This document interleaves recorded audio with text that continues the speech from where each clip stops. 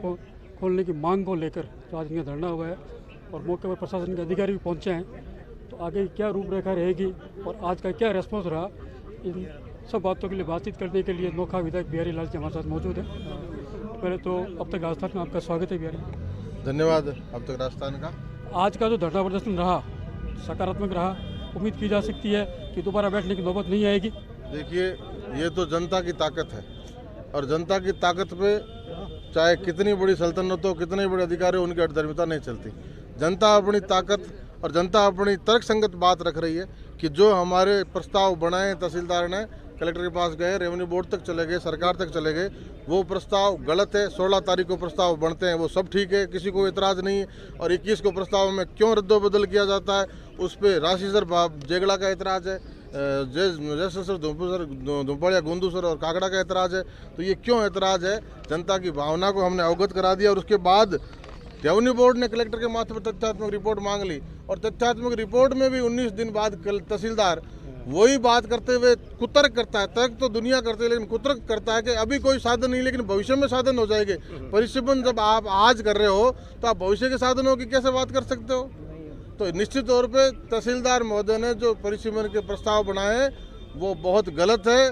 किसके दबाव में बनाए वो उनको सामने रखना चाहिए और गलत बनाए उसके लिए उनके खिलाफ कार्रवाई होनी चाहिए। और हमने स्पष्ट कलेक्टर को लिखा है कि ऐसे तहसीलदार ने एक प्रस्ताव क्यों बदले, किसके दबाव में बदले, और फिर तथ्यात्मक रिपोर्ट रेवेन्यू बोर्ड, राजस्व मंडल और कलेक्टर के मांगने के बावजूद भी कुतर्क के साथ अपनी तथ्यात्मक रिपोर्ट पेश की। इन सब की जांच हो और ऐसे तहसीलदार को इस पोस्ट पर रहने का कोई अधिकार नहीं है। राज्य सरकार को रिपोर्ट भेजी जाए। आपने एसडीएम को 12 तारीख का अल्टीमेटम दिया है जी। अगर 12 तारीख तक आपने तहसीलदार की जो बात की, कुतर्क की बात की, या जिस किसी के दबाव में जो प्रस्ताव बनाए उसका खुलासा नहीं होता है, उसके खिलाफ कार्रवाई नहीं होती है, तो क्या ये जाम की जाएगी फिर? देखिए, जनता में बहुत बड़ी ताकत है, इसीलिए जनता को जनार्दन कहते हैं। बाकी सब बहुत छोटी चीज़ें हैं और ये 12 तारीख का इंतजार ही नहीं होगा, ये सारा चीज़ें पहले ही हो जाएगी। और 12 तारीख तक इन्होंने अगर हमारे धैर्य की परीक्षा लेने की कोशिश की तो इनको यहाँ चौपाल में बैठ के संशोधन करना पड़ेगा। राज्य सरकार, केंद्र सरकार की योजनाओं की बात की, दीनदयाल उपाध्याय योजना की बात की, वहाँ से फंड अलॉट होकर के आया।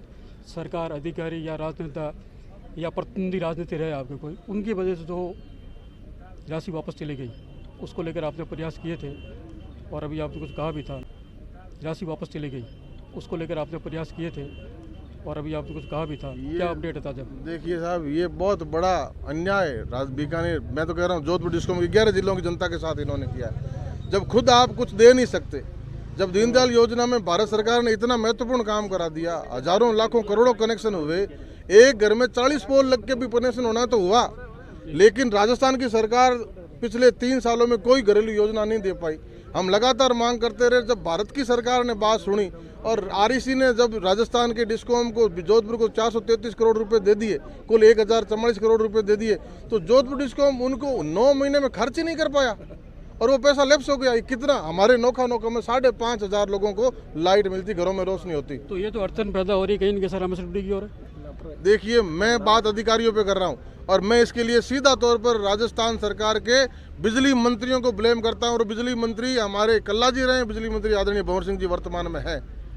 तो ये घोर लापरवाही है और वर्तमान सत्ता तंत्र में बैठे हुए लोगों की भी घोर लापरवाही है कि जब हमने एक के घर घूम के ढाणियों की लिस्टें दे दी कि इन घरों में कनेक्शन होने, लोगों में उम्मीद जगी।